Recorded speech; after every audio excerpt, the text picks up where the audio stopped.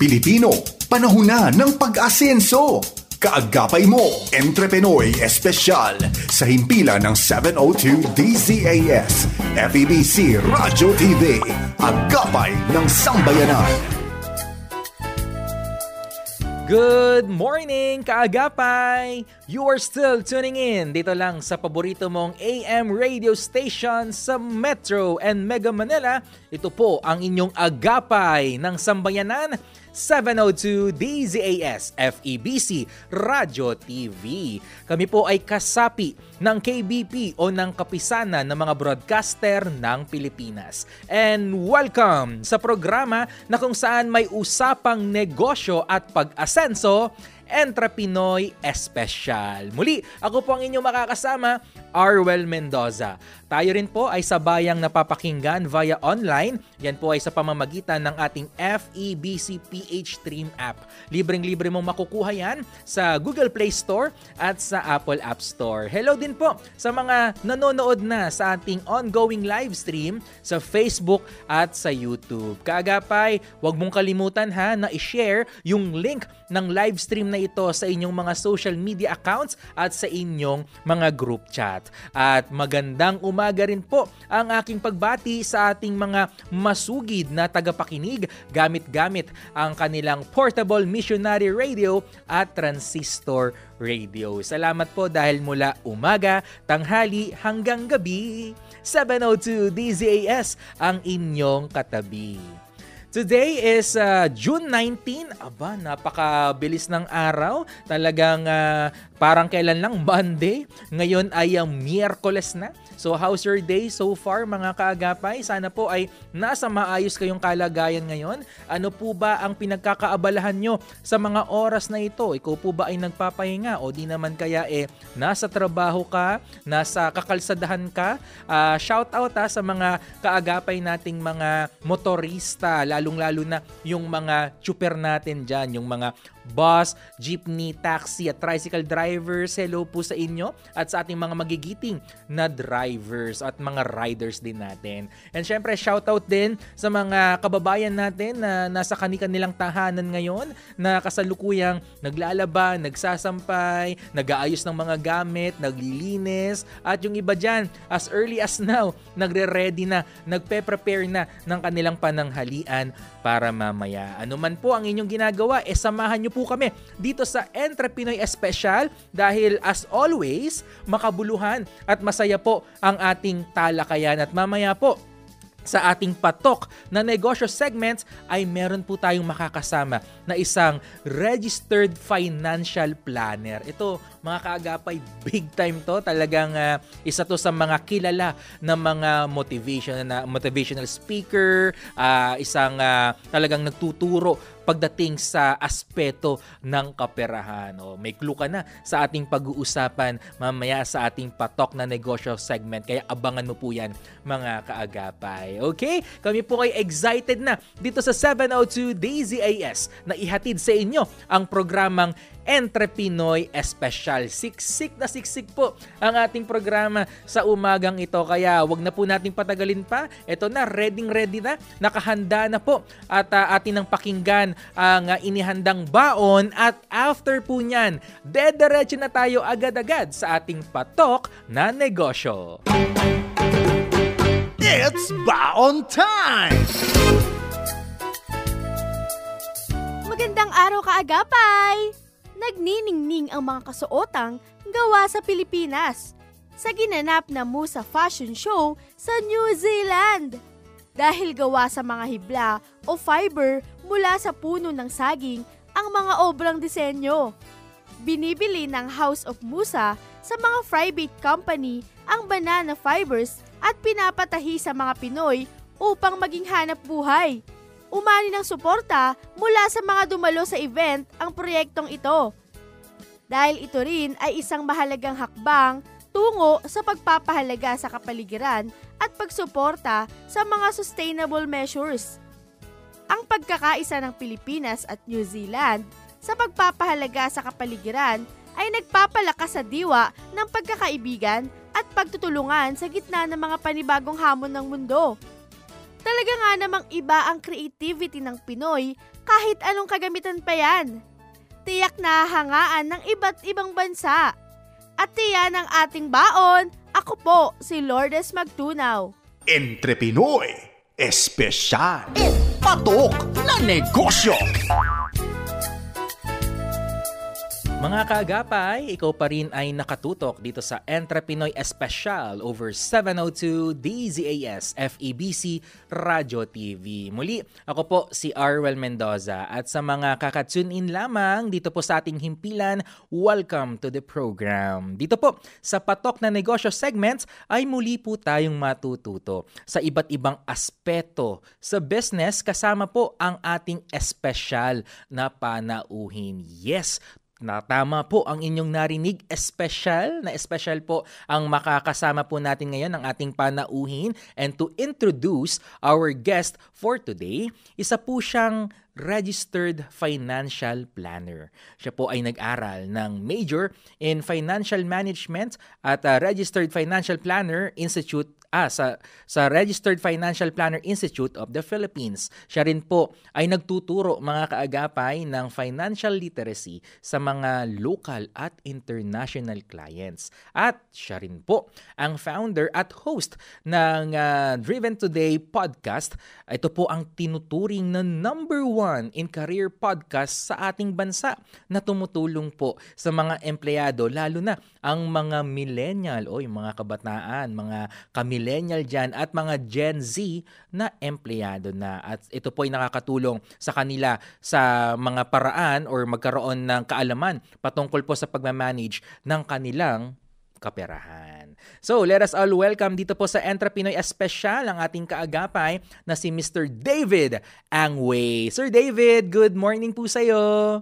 Hi, good morning. Good morning to everyone who's actually listening. And Aru, thank you so much for having me. All right. Glad to be back and to bless more people. Yes, it's been a while, Sir David. Yung huli tayong nagkasama sa broadcast ay mukhang last year pa, no, sa isa nating program. And yeah, it's nice to meet you again, to talk with you again. And this time, dito naman sa Entre Pinoy Espesyal. At for sure, marami na naman po tayong mga kaagapay ang mababahaginan natin ng inspirasyon at mga mahalagang impormasyon ukol po dito sa ating pag-uusapan. But before we start, Sir David, baka meron po kayong mga nais i-shoutout or i-greet ngayong umaga.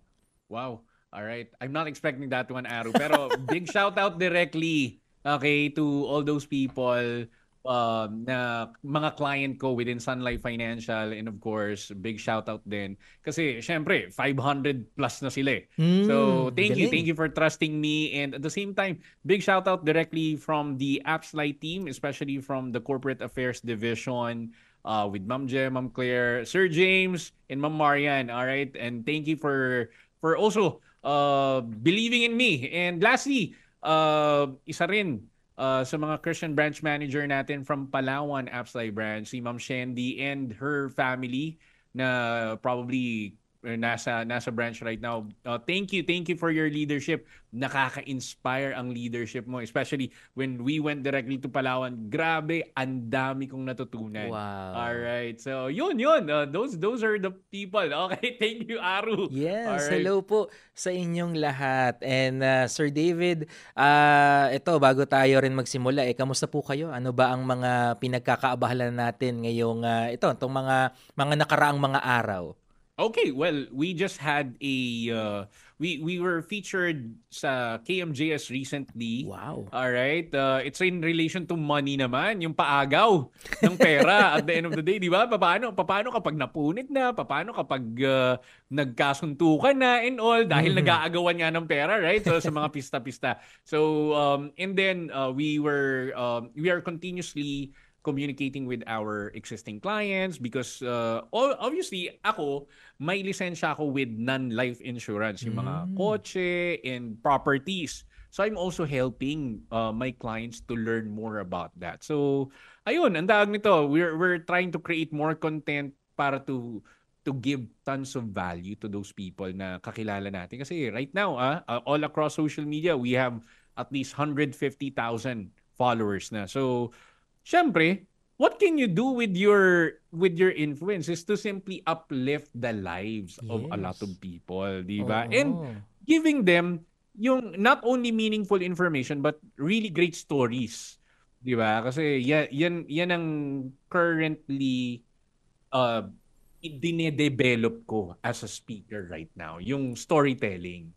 Yes, kaya naman kami po ay nagpapasalamat sa inyo Sir David dahil kayo ay nagpaunlak ng inyong oras at sa aming imbitasyon na kayo po ay makasama namin dito sa Entre Pinoy Espesyal. At talagang pag-usapang pera, nako, eksperto diyan si Sir David. Oo. David is someone na talagang pwedeng-pwede nating lapitan.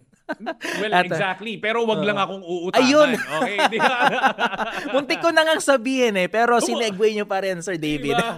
Kailangan nating ang tawag dito, klaro tayo, Oo, di ba? Alright, oo, di ba? oo. Pero ayun, majority ng aking mga tinutulungan right now is how to navigate yung ganung proseso na kapag baon na baon sa utang, kapag 10 na yung credit card, nabaon na ako sa Shopee Pay Later, paano yung gagawin natin dyan? So we're also helping tons of clients, di ba? So Yes, ayan, oo. thank you again, Aru, for having me here. Oo, at ito nga sa pagsisimula nga ng ating talakayan, Sir David, ito may kinalaman din sa pera dahil usapang cash flow tayo. Ayan mga kaagapay. Ito, talagang magiging helpful ito sa ating mga entrepreneur at entrepreneur, lalo na kung ikaw ay newbie pa lang o nagsisimula sa pagnenegosyo. And syempre makakatulong din ito sa ating mga kababayan din na currently nagmamanage na ng kanilang negosyo. Ang atin pong pag-uusapan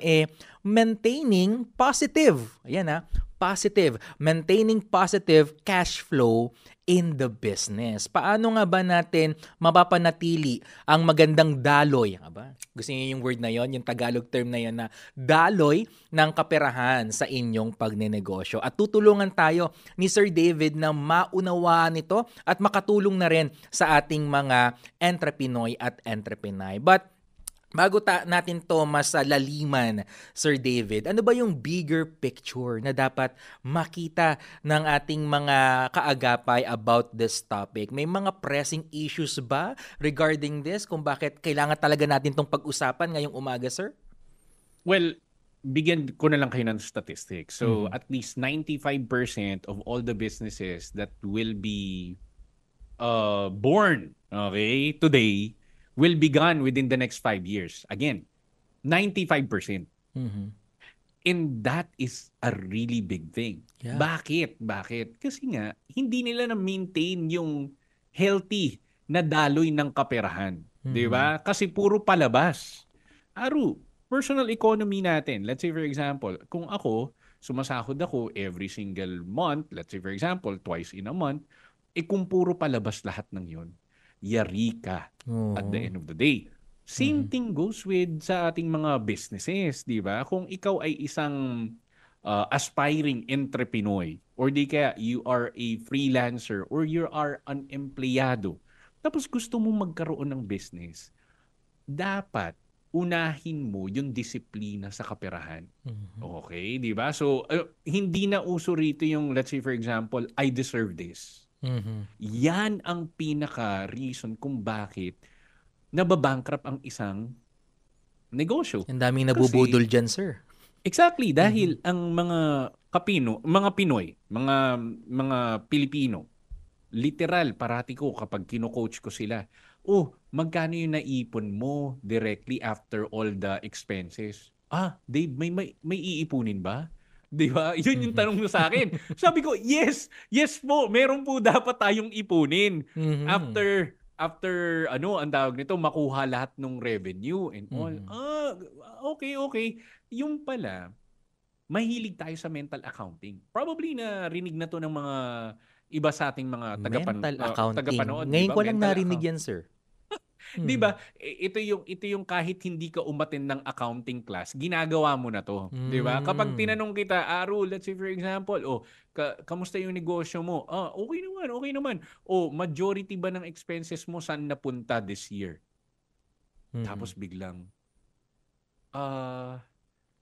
Hindi ko sure eh. Yun, di ba? Let's say for example, Yeah. Aru, how many percent ng mismong gastos mo with your business, okay, is galing sa mismong pasahod sa mga tao mo? Mhm.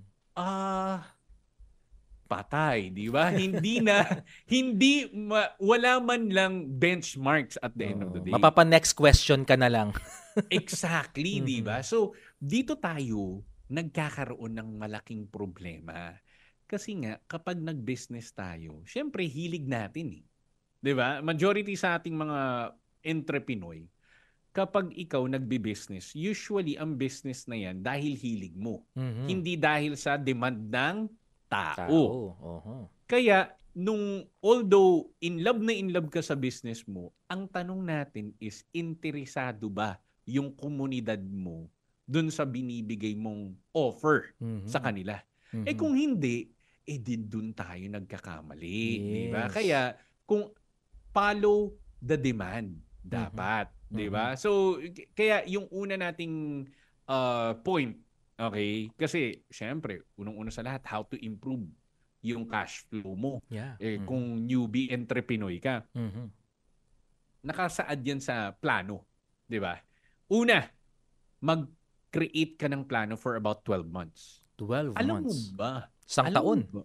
Exactly. Mhm. Kasi, if you're gonna be looking at the malls right now, majority ng mga malls kumikita through their tenants. 'Di ba? Syempre, may mga tenant ka, 'di ba? Tapos pupuntahan ka ng ng mga aspiring na mga clients mo. Now, ito na Aru. Do you know that kailangan mo magbayad ng 6 months in advance to 12 years para dun sa mismong lease mo sa mall? Oh, okay. Para lang, okay, showcase ka ng produkto mo doon. Hindi sila papayag ng monthly ka na renta. Hindi. Parang bahay, ano? Exactly. Alam mo ba sa South Korea right now, kapag nandoon ka sa Seoul, you need to pay at least 12 months in advance. Oh, okay. Kung before ka makapag-rent. Mhm. Dahil hindi papayag yung mga mismong landlord doon na monthly ka lang. Kapag sobrang monthly ka, ang taas ng risk na mawala ka. So ngayon, same thing goes with them. Okay? If you want to position your product, your kiosk directly sa mall, you create a detailed cash flow forecast. Hindi lang pwede yung 3 months, every 3 months. Mangyari sa'yo niyan, baka mamaya, kung hindi mo kaya yung mismong lease at the end of the day, baka pwede ka naman sa ibang mga location na, di ba? So, kaya you need to adjust regularly and you need to update the forecast. Alam mo, sabi ng mga tao, you know what, Dave, hindi ako marunong mag-budget eh. Kung hindi ka marunong mag-budget, dapat marunong ka mag-forecast. Di ba? So, dapat yung vision mo clear at the end of the day. Ang mahirap sa atin, syempre, meron tayong kinalakihan na bahala na si Batman. Oo, pagod na nga si Batman eh. pagod na si Batman. So, dun na tayo nayayari. Kasi, kakain ba tayo next week? Magpapasahod ba tayo next week? Bahala na si Batman. Dun na tayo natatalo lalo. Yes. Okay? Kaya, you need to adjust your forecast depending on the circumstances. Diba? So, ang number 2 natin is yung manage receivables efficiently. Alam mo, isa sa mga pinaka-problema nating mga Pilipino is hindi tayo nakakapag-say no sa mangungutang. Tayo talaga yung tayo talaga yung pasok diyan sa nagtrending dati na can say no challenge. Yes, exactly. So, Aru, let's say for example, nagtayo ka ng milk tea shop, okay? Ako, kaibigan mo ko, puro palista ako. Aru, baka palista na lang, next time na lang ako magbabayad. Baka mamaya, hindi ka na umabot ng 1 buwan dahil parating may umuutang sa'yo sa business mo. Tingnan mo, kunwari, nagtayo ka ng construction company. 'Di ba yung mga hollow blocks or di kaya yung let's say mga gamit and all for construction. Yeah. Ako, friend mo ko, Aru, baka pwedeng palista na lang. Puro palista. Wala. So ngayon, instead na makakuha ka ng pera for the reinvestments dun sa upcoming negosyo mo or di kaya sa negosyo na existing mo, dun ka natatalo. Kasi nga, yung receivables, hindi mo makolekta. O, Totoo. diba? So, you know what? Meron akong mga nakausap recently. There's this sikat na food app delivery na inaayawan na nila dahil yung mismong pera ng restaurants nila naiipon dun sa may food delivery app for the next 2 weeks or 3 weeks. So, ibig sabihin, Aru, kunwari, let's say for example, ikaw ay isang McDo. Let's say for example lang. And dahil ako ay isang food delivery app, inihi-hold ko yung mismong pera ng mismong client mo for the next 2 to 3 weeks. Tapos, ibibigay ko lang sa'yo yun after 3 weeks. E, paano kapag naghihingalo ka na directly dun sa inventory mo? So, ang mangyayari niyan, ang tawag nito, ipit na ipit ka. Dahil ang daming pera eh. Cost of delay pa yan, sir. Exactly. So, the cost of delay. Kaya nga, kung ikaw, yung makikipag-partner ka sa mga food delivery apps, you need to also consider na kaya mo bang i-sustain yung inventory mo for the next 3 weeks kapag naipit yan.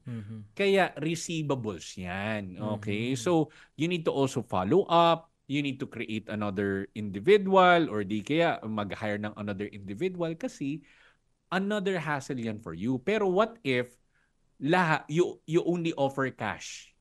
Diba? That's gonna be a really good thing din, di ba? So, kuha mo na kaagad yung cash and then, revolve mo na kaagad. Mapapaikot mo na kaagad yung pera and then makakapag-inventory ka na. Yun ang pinaka-problema kasi sa atin, di ba? Dahil uso yung food delivery app, hindi, makikipag-partner na tayo. Hindi, dahil uso na yung ang tawag nito, yung credit card system. Yes. Hindi, makipag-partner na rin tayo sa credit card. Swipe na lang. Exactly. Ang dami nating magiging konsiderasyon kapag ginawa natin yan. Kaya, hindi ibig sabihin na lahat ng kakumpetensya mo is naka-credit card app na, is kailangan mag-credit card application ka na rin. Di ba? Parang ganun ang dating. Di ba? So, may ganun ka dapat na sistema or efficiency. Dala siguro na pagiging competitive, Sir David, kaya ganun. Yeah. But again, as an entrepreneur, di ba? You need to consider and manage the risk. Ibig sabihin, kung hindi mo nakita yan, kumbaga parang Aru, paglalaro ng chess. Kung ikaw hindi ka magaling mag-chess nga, hindi mo alam yung game, hindi mo alam yung mga, what do you call this one? Yung kanilang, di ba may pieces yun, yung chess at the end of the day. Per piece, meron siyang movement na tinatawag. Kung hindi mo alam yung movement ng mismong pieces na ito, talo ka na kaagad. Mache-checkmate ka. Mache-checkmate ka agad-agad. Same thing goes with your business and finances. Kung magaling ka in terms of marketing and sales, and ang pinaka-weakness mo is the accounting part, then I highly encourage you to team up with somebody who's very good with it. You cannot do it all. Yes. That's the biggest problem nating mga entrepreneur. Walang one-man team, Sir David. Exactly. Kaya nga, hindi ka rin naman magaling sa legal. So bakit mo iasa yung sarili mo directly sa business permits and all? Di ba? Baka, kung hindi ka magaling sa accounting, baka pwede ka mag-hire ng bookkeeper or accountant. Yeah. That's why you cannot do it all. Alam mo, as an entrepreneur din, nagiging part din yan ng ego check natin eh. Yung pride check natin. Hindi, kaya ko to. Tapos, nung malulugi na yung business mo, hindi ko pala to kaya. Kailangan ko nang tumawag. Di ba? Para isi-CPR na Call a friend yung mismong business mo. Which is another, mirror check for us. Di ba? So, yun yung tipo ng realization natin na hanggat maaga pa, bumuo ka ng Avengers team. Ngayon. Oo. 'Di ba? Kung hindi mo kaya yung 'di ba? Do you still remember sino yung pinaka kalaban nila? Yung guy na nakalbo, yung malakas, yung may ring, Thanos. Thanos. Okay, di ba? Oo. Di ba? So, lahat na ng Avengers nandoon. Mhm. Pero yung isang Avenger, hindi niya kaya.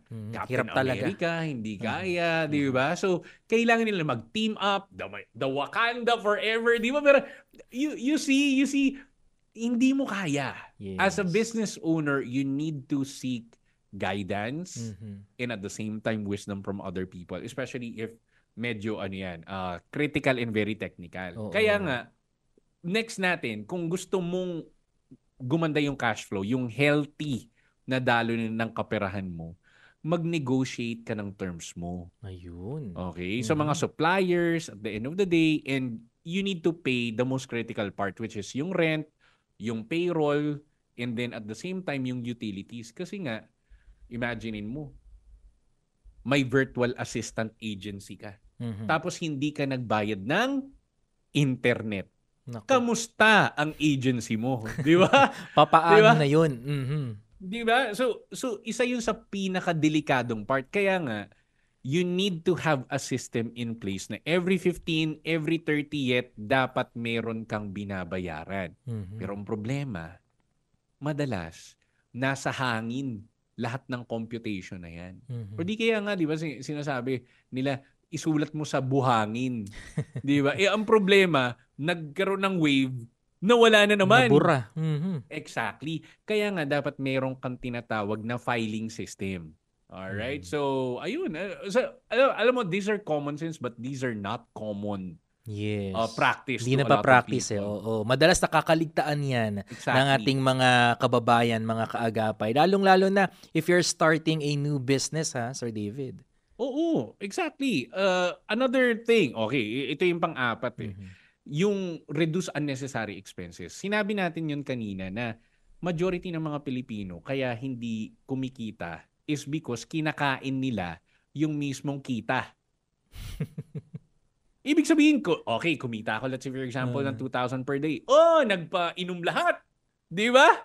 Patay ang mismong business. Ako, Sir David, if I may share, naalala ko noon, as 8 years old ako noon nung nagsimula ako magtinda-tinda ng suman, ng nilagang saging, inutusan na ng nanay ko. Naglalako ako sa tapat ng bahay namin. Ngayon, sa isang buong araw, kumita ako, let's say, mga 200 pesos. Okay. Imbis na i-remit ko yun sa nanay ko, ang ginawa ko, pinang-merienda ko yung 200 pesos na yun. Kaya galit na galit sa akin yung nanay ko. Ayun. Okay. You know what? That's very normal eh. Okay. So we need to be abnormal, Aru, on this level. Na kapag kumita ka, i-reinvest mo ka agad. Okay. Mindset na to. Mindset na. Hindi na siya yung para bang natututunan technically sa school and all. You need to really have tons of money to compete with other competitors mo. Ang problema, yung competitors mo matipid, nagiging efficient, ang ending nakakapag-budget strictly, ikaw, dahil kinain mo, nagalit patuloy sa'yo yung nanay mo. Paano na yung mismong ititinda mo for tomorrow? Paano diba? na? Oo, paano na? Kinain ko na po. Di ba? Pinang-merienda ko na po. Nagutom na po kasi ako eh. Oo. So, yun ang ending. Kaya marami sa ating mga Pilipino, parating, I deserve this. Yeah. I deserve. Yes, walang problema doon.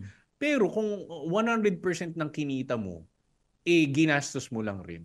Sayang na sayang. Pero Sir David, para lang din mas malinawan yung ating mga kaagapay, can you give us siguro kahit ilang examples lang para masabi natin na itong bagay na to tinuturing na unnecessary na expenses, lalo na sa business. Okay. So if that money will not create money, that's an unnecessary expense. Wow. Kunwari, let's say for example, uy, kumita yung business ko. Makapag-down payment na nga ng bagong Ford Raptor. Hindi naman related yung mismong business mo with the Ford Raptor at the end of the day. Pero kung let's say for example, meron akong client or kaibigan din, nagbebenta ng mga plants, mga 1,200 pesos per plant. Diba? Let's say for example. Syempre, kailangan niya rin mag-deliver. Bili ako ng second hand na Ford or di kaya ng Hilux para ilagay ko dun lahat ng mga halaman. So, another delivery service to kaysa naman sa magpa-grab pa ako. Diba? Or di kaya magpa-Lala Move and all. So, if you're gonna be looking at it, kung itong expense na to will not create money for your business, that's an unnecessary expense. Okay. Oo. So napakalino nung sinabi mo, Sir David, kung hindi yan magki-create ng money, hindi yan mag-generate ng kita or profit sa'yo, well, yun ang tinuturing natin na unnecessary na expenses. Yeah. Napakalino, mga kaagapay. Take note on that, kasi ako, nung napakinggan ko yun, wow, nga, no? Anything na hindi mag-generate or mag-create ng profit sa atin, that's unnecessary expenses. Okay, another tip, Aru. For some individuals, probably kailangan nilang marinig to. Okay? More people or most people spend time to save money. Most people spend time to save money. Pero as an entrepreneur, you need to spend money to save time. Let me repeat, okay? Most people spend time to save money. Pero dapat as an entrepreneur, you need to spend money to save time. Wow. So for example, ito, Zoom. We're doing these things right now. So I invested with Zoom, at least let's say for example, 2,000 or 4,000 in a year. Let's say for example, 4,000 in a year. Pero if you're gonna be looking at it, I met a lot of clients here. I ended up, let's say for example, earning 1 million by investing 4,000 pesos lang. That's the case. Yeah. You spend money to save time. Yeah. You'll end up getting more money and healthy cash flow at the end of the day. Diba? So, bigyan kita ng another example. So, merong issue yung isang corporation, CEO.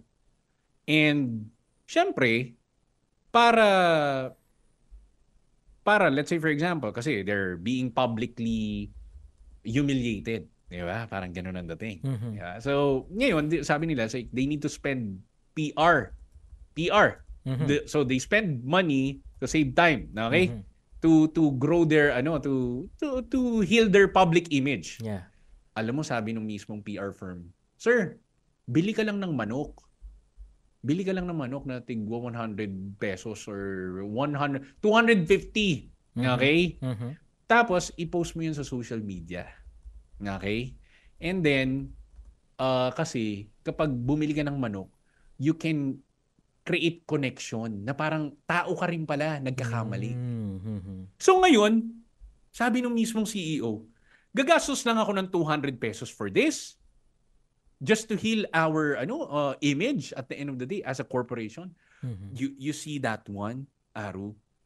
You need to create those expense para to gain more for you at the end of the day and to help you uplift more people. Yes. Yeah, so ganun. So I hope na nakuha niyo yung yung mismong analogy on that one. Napaka-wise nun ha. It's a wise move, Sir David, lalo na sa ating mga negosyante. Dahil totoo naman, 'di ba? We spend time to save money, pero again, sinabi po ito ni Sir David, for us, tayong mga entrepreneur, let's spend money to save time. Ang galing. Di ba? Because again, time is really important. Yes. Okay, for us. And we'll go directly with the next one, okay, which is how can we go ahead and simply increase our cash flow pa? Siyempre, increase the revenue stream. Ano ba itong mga revenue streams na ito, Sir David? Okay. Siyempre, paborito natin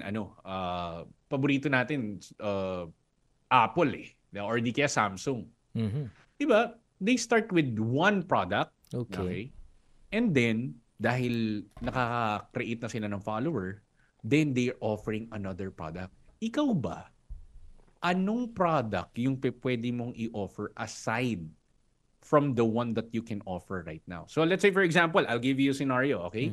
So I started with offering with I do have a license with insurance eh. So I started with that. Then sabi ko, yung mga client ko, gusto, may non-life din ako. So pumayag ako dahil in demand. Tapos sabi nila, Dave, gusto kasi namin, isa lang yung kinakausap namin. Ayaw namin yung 5, yung kinakausap naming doktor. Di ba? Parang ganun ang dating. Mag-real estate ka na rin. So nag-real estate na rin ako. Okay? Dave, meron ka bang coaching program? Kasi gusto ko, personally, ma-address yung concerns ko by one call ko sa'yo. Okay? O sige, meron na rin akong coaching program. So, at the end of the day, meron akong company. Pwede bang mag-speak ka directly sa company ko, sa mga empleyado ko? Okay, sige po. You see, it starts with one. Pero, you need to understand the demand. Kung may demand yung client, then you try to increase that. Di ba? Kasi kung hindi, let's say for example, ang milk tea mo lang, let's say for example, may nakita ko ganito yung business model. Ang milk tea niya, pang 49 pesos. Okay, regular. Mura. Pero gusto ng mga client, medyo espesyal. So, nag-create siya ng 79 pesos na milk tea. Same thing goes with Starbucks, di ba? Meron kang tall, meron kang grande, meron kang 20. Tapos ito na, ang sasabihin sa'yo, di ba? Aru, kapag nasa harap ka na, would you like to have our pastry? Boom! Another upsell and cross-sell for us. Sir, we do have this brand new promo na if you purchase this one, then you can have another cup of coffee. Uy, sounds really good. It's a win-win situation. Again, in terms of increasing your revenue, Aru, this is my biggest realization. At sa mga entrepreneur natin, be the best servant. Paano magiging the best servant ka? Dave, I'm the CEO of my company. I don't want to be the servant. Okay, remember this one. If you cannot serve really good stuff directly with your... again, let me repeat. Okay? If you want to be the best in terms of your industry, be the best servant. How can you do that kung ikaw ang CEO? Well, you need to ask all your people to understand yung psychology ng mga clients ninyo. Dahil, ang gusto naman ng mga client, very fast. Aru, di ba? Let's say for example. Fast-paced. Fast-paced tayo. Shopee, bago, Temu, di ba? Shein, TikTok, Lazada. Anong pinakagusto lang ng client dyan? Pag-click nila, gusto nila, the next day, nandoon na. Ikaw ba, kaya mo yun? That's the reason why you can increase your revenue stream by becoming the best servant in your industry. Di ba? So, next natin is optimize mo yung inventory mo. Ayan. Ay, ito na. So, let's say for example, bigatin to mga to. Alphamart, Dali, di ba? Ano pa ba? Yung mga malalaking pangalan eh. Pure Mart. So, remember, kung nag-i-start ka pa lang and ikaw lang yung mismong community grocery sa buong community ninyo, then it's time for you to make sure na yung inventory mo within 3 days naubos yan. Dave, ba paano yan? Yung normal na inventory ko within 1 month. Naku, Aru, bigyan kita idea. Kung 1 month ang inventory mo, before mo, kunwari, bumili ka ng ganito, ng item. Tapos after 1 month mo po siya mapapagalaw, yari yung business mo. Naku. Kasi, ang tawag dun sa mga mismong item na hindi mo napapagalaw is non-performing asset. Oh, Aro. okay. Mhm. Imaginein mo, Aro, bumili ka ng iPad. Mhm. At bumili ka ng iPad, nanood ka lang ng Netflix. Yung iPad Pro na yun is 72,000. Grabe naman. Ang mahal naman ng mismong Grabe. pinampapanood doon, di ba? Para lang doon. Para lang doon sa purpose na yun. And same thing goes, it's a non-performing asset. Dapat yung inventory mo, napapagalaw mo siya kaagad. Di ba? Para ang ending, you'll end up being in a better position. Kasi kapag nakuha mo kaagad yung pera, nakabili ka kaagad. Tapos, yung high margin ng mismong item mo, di ba? Nabili mo lang ng 15 pesos, na ibenta mo siya ng 30. That's already a good margin. Yeah. Di ba? True. Di ba? So, that's exactly the case. Next is you need to leverage yung technology. Ayan. Mhm. Paano yan, sir? Siyempre, meron tayong mga automated na yung invoicing, yung payments at the end of the day, tapos ini-streamline na lang natin yung cash flow management. Remember, technology should not replace you. Okay? Yeah. But it should replace yung mga mismong gawain mo na dapat, hindi mo na dapat ginagawa. Hindi mo na pinaproblema. Exactly. So, ngayon, let's say for example, for some people, ang alam lang nila, ChatGPT. Alam mo ba na merong 1,000 AI na possibility na mga software at the end of the day na Okay. designated for a specific task. Mhm. Kaya wag ka lang puro ChatGPT, Copilot, or Gemini. Kailangan you need to understand how technology really works. Mhm. Diba? So, every single day as an entrepreneur, kailangan nating mag-aral all the time. Yes. Dahil yung kakompetensya mo nga, yung competitor mo nga, aral ng aral, training ng training, upgrade ng upgrade, tapos ikaw, chillax. Wala lang. Di ba? Oo. Go with the flow lang. So mayayari ka along the way and you Yeah. don't want that. Di ba? So, yun yung pinaka-tip natin. Oo. And then, ito na. Siyempre, kanina, di ba, kinain mo yung mismong kita ng, ng Pinagtindahan. ng pinagtindahan mo. So, nagalit pa sa'yo. Oo. So, ito na.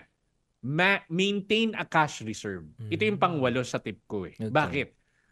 Kapag ikaw kumita at nakapag-create ka ng pera at na iipon mo yan, remember this, kapag ikaw nagkasakit or nagkaroon ng pandemic, di ba? Nagkaroon ng pandemya, Mhm.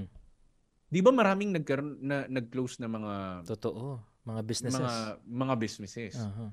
Dahil wala na silang i-burn na cash. Mm. Dahil kung wala kang cash reserve, ibig sabihin wala kang savings. Mhm. Wala kang savings, wala kang salary. Aha.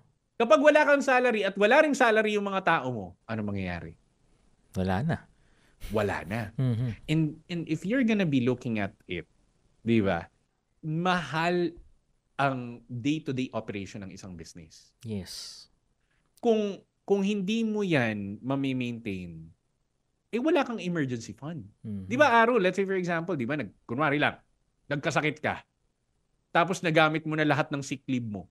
Nagamit mo pa yung lahat ng HMO mo. So ngayon, paano ka sasahod? Mhm. Same thing goes with business and healthy cash flow. Kailangan meron kang emergency fund just in case na yung revenue mo, hindi araw-araw Pasko sa business. Totoo. Oo. Today, sobrang lakas mo. Mhm. Next month, paano kapag the next 9 months, sobrang baba? That's the main reason why. Huwag mong kainin lahat ng kinita ng business mo. Matutong magtira. Exactly, di ba? So, hindi yung puro, I deserve this dahil ang galing ko sa business. Mhm. Di ba? So, yun. And next, okay. Siyempre, usapang business tayo. Aha. Monitor mo yung financial metrics. Ano yung financial metrics Ano natin? yun? Sales. Mhm.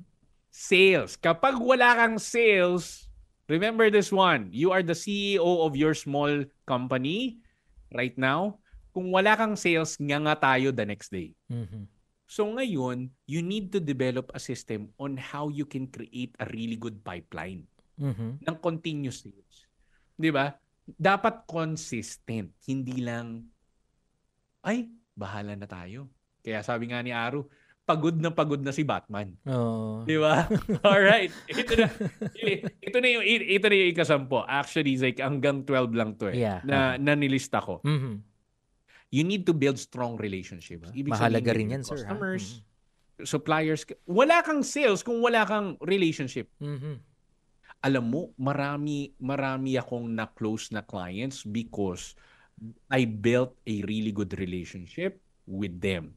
Alam mo, meron akong client. Sabi niya, alam mo Dave, pinagpalit ko yung nanay ko sa'yo. Sabi ko, bakit? Financial advisor siya. Pero financial advisor ka din. Dahil mas maganda yung mismong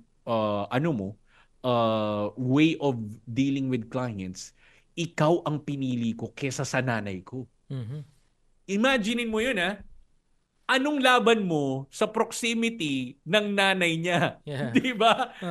Di ba? At the end of the day, di ba? Sabi ko, wow, ang laking challenge nito. Mm-hmm. Kaya Dave, you need to develop, ang tawag nito, improve the way how you do services right now. Mm-hmm. Di ba? So that's actually the case. And then, next thing, syempre, hindi araw-araw nga Pasko. Mm-hmm. Pero anong dapat mong gawin? You need to consider yung short-term financing options. Mm-hmm. Alam mo kung bakit? Because you build a really good credit with the banks at the end of the day. And when you develop really good relationship with the banks, Aru, and if you're just starting pa lang, the banks will create more options for you once you have a really good credit line with them. Mm-hmm. And yun yung tinatawag na other people's money. Yeah. Ayala is doing that. Mm-hmm. SM is doing that. Alam mo kung bakit? O, bigyan ko kita ng idea. Yung kinita ni SM, ilalagay niya kay BDO. Now, si SM magkikreate ng SMDC. So, kaninong mangungutang si SMDC? BDO. So, pinaikot niya lang rin. Now, ito na. So, nag-create din sila ng insurance, which is the Generali or the BDO Life. Ngayon, kanino naka-insure yung property na SMDC, SM, yung mga MOA, lahat. Kanino? Sa insurance mismo ni SM din. May lumabas ba na pera? Wala. Lahat papasok. And that's the main reason why you need to also consider short-term financing options. Dahil ang ending niyan, you will develop a really good relationship with the banks. Diba? So, maganda, di ba? Galing. And then the last one. Eto na. Siyempre, we want sustainability. Pero we need to create profitable business. Kasi, okay, naging profitable ka nga. Pero ang ending, hindi naging sustainable. So, we need to create high-margin products. So, let's say, for example, if you can sell a book, an e-book, while you're doing coaching programs, or let's say, for example, if you are in a business ng, bigyan ko kayo ng idea, okay? Ang mismong drinks sa pagkakaalam ko sa McDo is just, let's say, for example, mga around 10 pesos and all. Pero if they sell it right now, na yung individual cup and all, it's worth 89 pesos already. Oh. Okay. So nakita mo, kapag kumain ka ba sa isang fast food chain, hindi ka ba iinom? Iinom, Diba, syempre. most likely iinom ka. Eh kung walang service water, so ngayon mapapasoda ka in can. Pipilitan Yung ka. soda in can is just, let's say, probably mga around 20, pero they will sell it ng 89. So marami tayong mga kliyente nasa food business. So ngayon, you need to focus on profitability. Ano yung pinaka pwede nating maibenta na patok sa masa? Oh, same thing goes with Apple, okay? Aru, like, I'm not pretty sure if you've heard about the iPod. Yes. iPod, di ba? Like, yeah. Probably you had that one back then. I had that one as well. Pero they killed also the iPod. Yeah. Kasi hindi na profitable for them. Things have changed. People change. Market change. So ngayon, kung meron pwede kang i-add sa mismong business mo, mas maganda you look at it directly in terms of yung forecasting. Last tip natin for the entrepreneur. Meron tayong kakilala. Nag-business ng car wash. Siyempre, car wash is really a good thing, right? Okay? Pero, sabi nila, parang kulang. So ngayon, mag-extend kami ng another service. Ano yung service na yun? Siyempre, mga lalaki nagpapa-car wash eh. Bira ako makakita ng babaeng nagpapa-car wash at the end of the day. Okay? I'll be honest with you. Pero imaginein mo, majority ng mga lalaki nakaupo lang.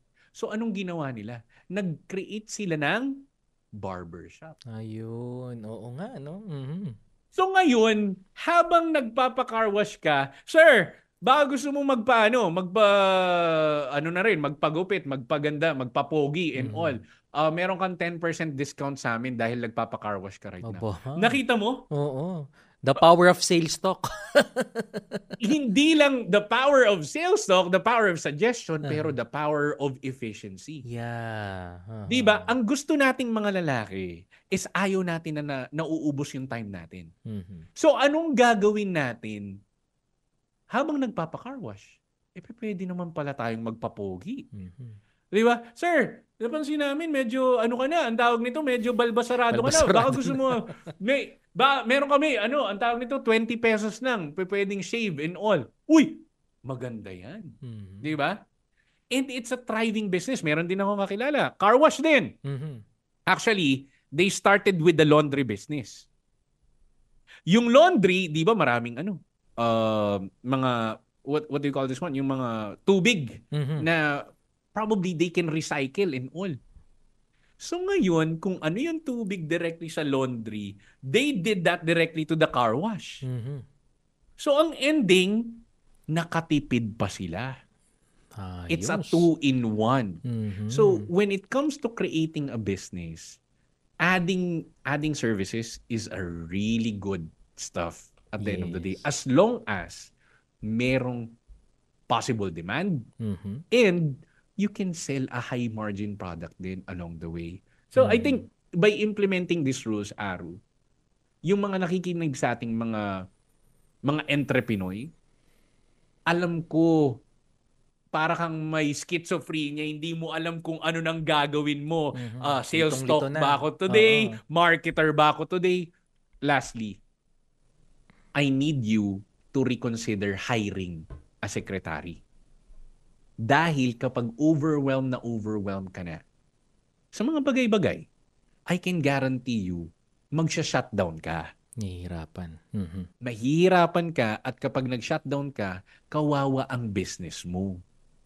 So, with that, I hope na I was able to give tons of value directly to our listeners. Siksik na siksik at napakaraming mga lessons, yung mga bagong kaalaman na naman para sa ating mga kaagapay patungkol nga po dito sa pinag-usapan natin na paano nga ba natin may improve at the same time ma-maintain yung positive cash flow in the business. And let's have a quick recap 12 points po. Okay, tama yan mga kaagapay, talagang napakarami pero lahat yon ay talagang makakatulong sa atin bilang mga entrepreneur at entrepreneur. So again, ito yung mga ways kung paano natin ma-maintain at ma-improve ang positive cash flow sa ating pagnenegosyo. Una, create a detailed cash flow forecast. Hindi lang panahon ng pino-forecast kundi ang ating pagnenegosyo din. Pangalawa, manage receivables efficiently, control payables, reduce unnecessary expenses, increase revenue streams, optimize inventory management, magkaroon din tayo ng leverage sa ating technology, maintain a cash reserve, monitor financial metrics, build strong relationships, mahalaga din yan mga kaagapay, consider short-term financing options, and focus on profitability. Nako, Sir David, as much we would like to discuss more, talagang limited lang din po ang ating oras, and for sure, marami sa ating mga tagapakinig ngayon ang interesado pa pong matuto sa inyo or baka may mga katanungan pa po sila about business or finances. Ano na lang po yung contact details na maaari nating iwan sa kanila at ano pong social media saan po kanila kayo pwedeng i-follow? Okay, so you can go ahead and simply type in David Angway. Alright, so DAVID space ANGWAY. And please don't forget to subscribe directly into my Facebook account. You know what? This is what I'm doing right now. It's like, Aru, it's like for as low as $1 or 55 pesos. Alright? You can subscribe directly to my end and you can get an access to all my digital coaching sessions. Wow. Okay? In my Facebook account. So, if you would like to learn more about it, then please chat me, send me some details. And if you do have any suggestion on how I can improve the level of my coaching, of course, to help you even more, then i-chat nyo lang ako. And again, thank you, Aru, for allowing me to bless a lot of people, and more power pa to your whole program, and to also to all those entrepreneur and entrepreneur na aspiring and probably right now currently having some top concerns. Ayan, be resilient lang all the time. And with that, once again, Sir David, maraming salamat, and mag-iingat po kayo. God bless you and magandang umaga po. Magandang umaga rin. Alright, see ya, Aru. Bye-bye. Mga kaagapay, atin pong nakapanayam si Mr. David Angway, isang registered financial planner. At sadyang napakabilis po ng ating oras, tayo po ay kinakailangang magpaalam na pansamantala. Maraming salamat sa iyo, kaagapay, na sumama sa amin ngayong umaga. At tayo rin po ay nagpapasalamat sa mga nakatuwang natin sa broadcast, ang ating mga kasamahan sa Bukawi Transmitter site, sa ating production technicians, sa ating mga kasamahan sa RTV, ang ating production assistant, maging ang ating broadcast engineer. Magkarinigan po muli tayo bukas, same time, same frequency. Ako po ang inyong nakasama, Arwel Mendoza, para sa Entrepinoy Espesyal sa himpilang 702 DZAS FEBC Radio TV. Usapang trabaho, usapang kabuhayan, usapang negosyo, usapang asenso, Entrepinoy Espesyal.